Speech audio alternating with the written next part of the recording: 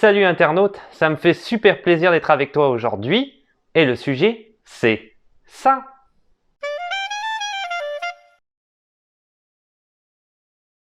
Alors, chose promise, chose due, j'avais dit que j'allais faire une vidéo sur les nouvelles conditions pour pouvoir voyager au Canada, étant donné qu'il y avait eu une annonce du gouvernement du Canada en date en fait du 1er octobre 2022, affirmant avant ça que ils allaient annuler toutes les restrictions de voyage qui sont en rapport en fait avec la pandémie de Covid-19.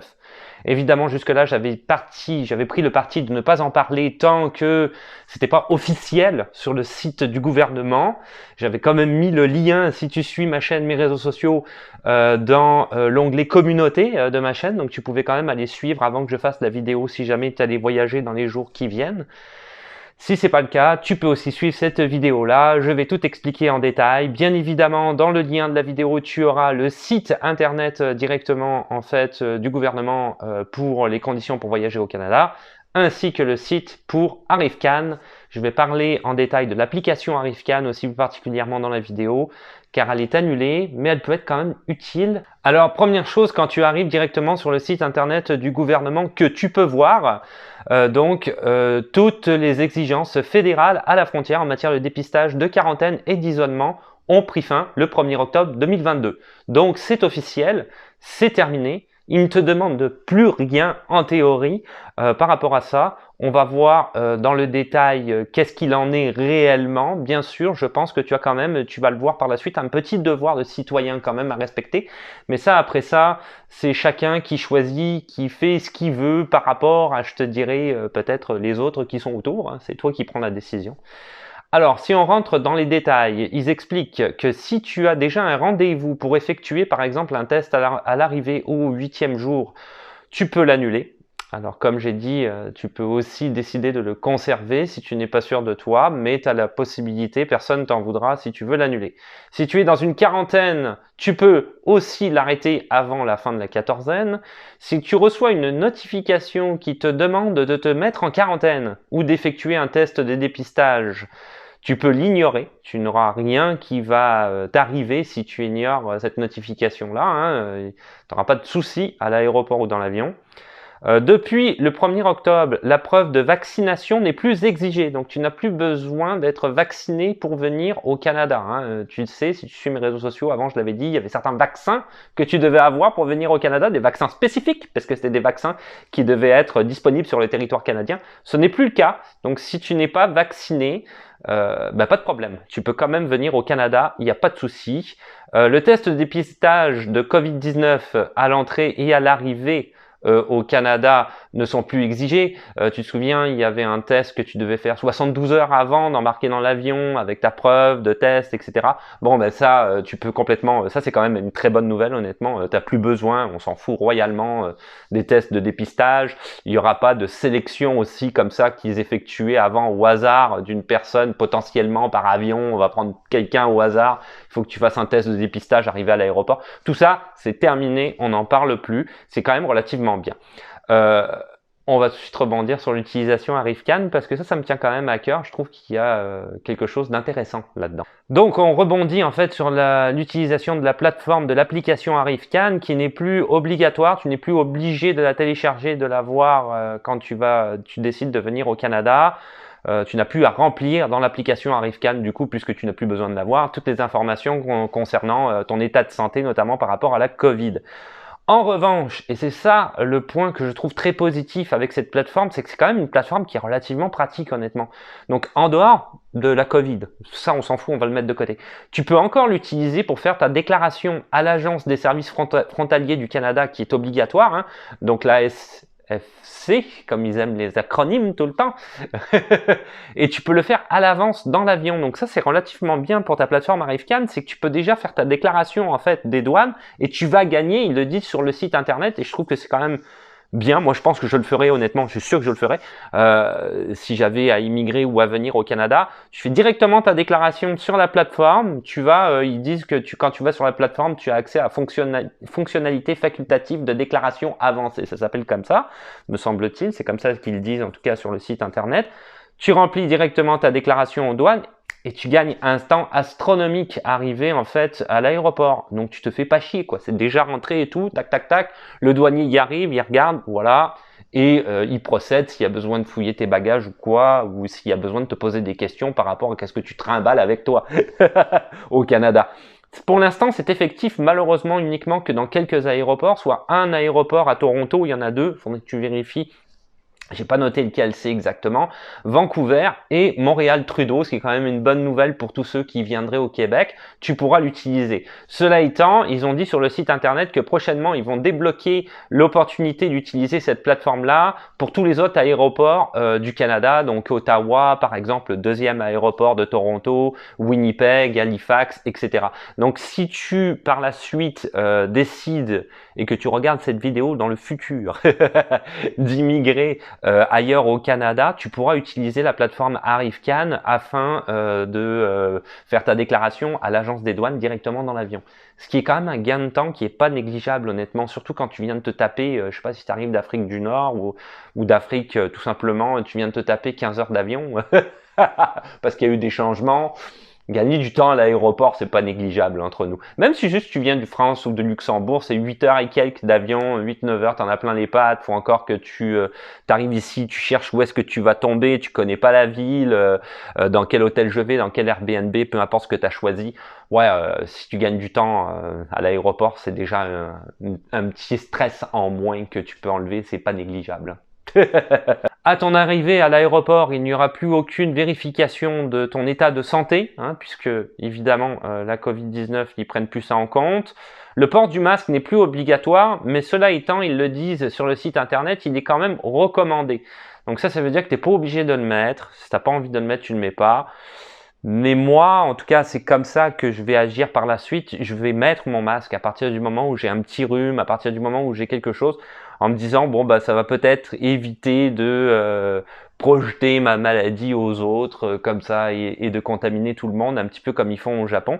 Parce qu'il faut te dire une chose aussi, c'est une petite parenthèse, mais la plupart des gens utilisent le masque. Je comprends que c'est un phénomène psychologique important en se disant, je vais me protéger des autres. Mais en fait, quand tu utilises le masque, c'est toi qui protèges les autres de toi. Quand tu es malade, ça te permet de pas te transmettre tes microbes. Le fait d'avoir le masque sur toi ne fera pas une barrière par rapport aux microbes des autres, si tu comprends ce que je veux dire.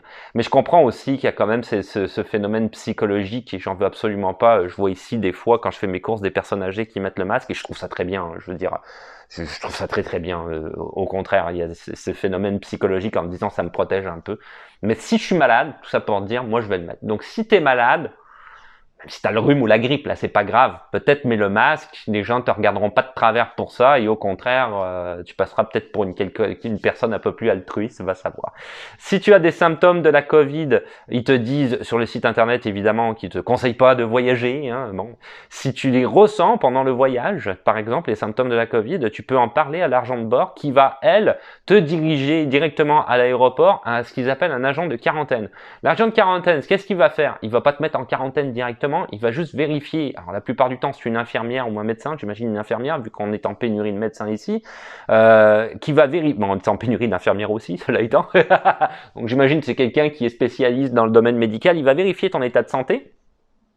Et selon ton état de santé, probablement faire un test de Covid également, il va te diriger vers un endroit vers lequel tu vas pouvoir aller pour éventuellement te mettre en quarantaine, qui encore une fois va être ton choix.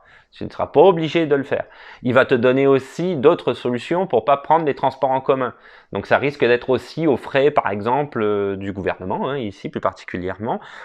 Donc tu as d'autres possibilités si tu veux pour voyager. Donc si réellement tu veux quand même faire attention, tu auras toujours ce choix-là. Tu peux en parler à l'agent de bord directement à l'avion. Elle est au courant ou il est au courant et il sera exactement ou elle sera exactement vers où t'aiguiller quand tu vas arriver à l'aéroport. Il n'y a pas de souci. Pour le reste, tout est toujours, constant dans ce que tu as besoin pour voyager au Canada. Ça ne change pas. Donc toujours les mêmes documents de voyage qui sont obligatoires. Ton visa, ton passeport, ton AVE si tu n'as pas de visa, parce que c'est le visa ou l'AVE, ta carte de résident permanent, ta carte de citoyenneté pour moi par exemple avec mon passeport, tes papiers d'immigration valides ou à faire valider à l'aéroport, etc., etc., etc., ton permis d'études.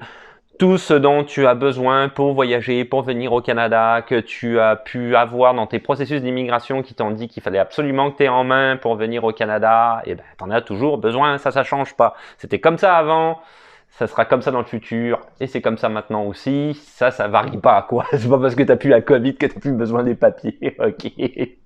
Ça paraît évident.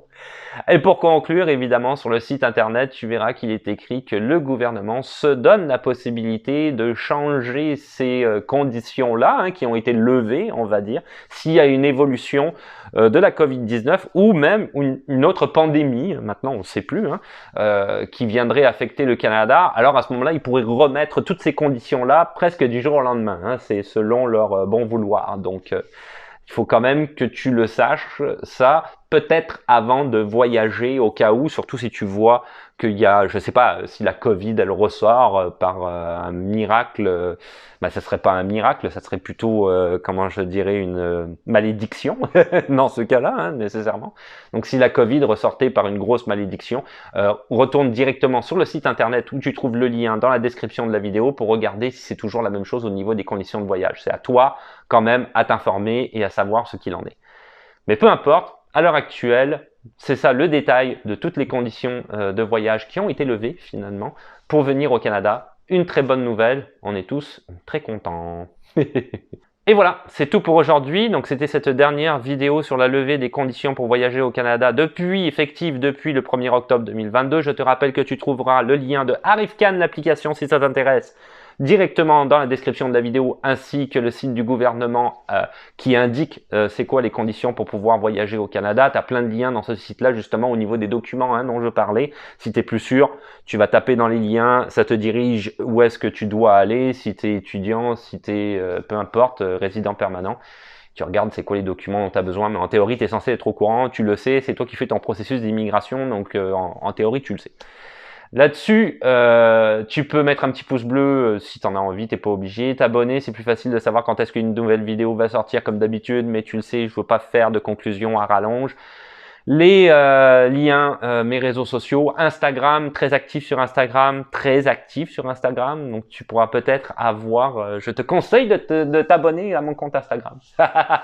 Tu vas pouvoir avoir quand même plein d'infos. Il y a un peu de l'info de la vie de tous les jours, pas la mienne, mais j'essaye de montrer, bah oui, un peu la mienne quand même, hein, aussi au milieu. J'essaye d'un peu de montrer des choses qui pourraient être pertinentes et intéressantes pour des gens qui vivent pas au Canada nécessairement. Et bon, dernièrement, c'était sur la politique. Il y a des choses quand même assez intéressantes sur Instagram, donc qui pourraient, et des choses très complémentaires aussi à la chaîne YouTube en termes de renseignements. Et aussi, en plus, sur Instagram, tu peux poser des questions. Et j'ai la capacité, selon la question, je peux te répondre directement en vidéo si j'estime que la question pourrait être intéressante pour plein de monde finalement. Donc, Instagram, je te conseille vivement. Twitch, je passe de nouvelles vidéos, tu le sais, il va y avoir des YouTube Live, j'ai toujours pas trouvé de créneau horaire, ça va venir, c'est certain. Il va y avoir des YouTube Live. Et TikTok, évidemment, qui est aussi de la vulgarisation de vidéos que j'ai déjà fait la majeure partie du temps sur YouTube. Mais ça peut te donner une idée ça va plus vite pour essayer de te remémorer ce qui est écrit. Mais t'es pas obligé d'aller sur TikTok, loin de là. Mais ça existe quand même, je te le dis. Donc là-dessus, je te dis à la revoyure, ciao, bye. Et bonne chance à tous ceux bon courage, bonne chance à tous ceux qui viennent dans pas longtemps au Canada. Si c'est pour immigrer, bon courage dans ton installation. Si c'est juste pour voyager, ben bon séjour. Et puis bonne nouvelle quand même de voyager plus librement. Hein. C'est toujours cool. À plus.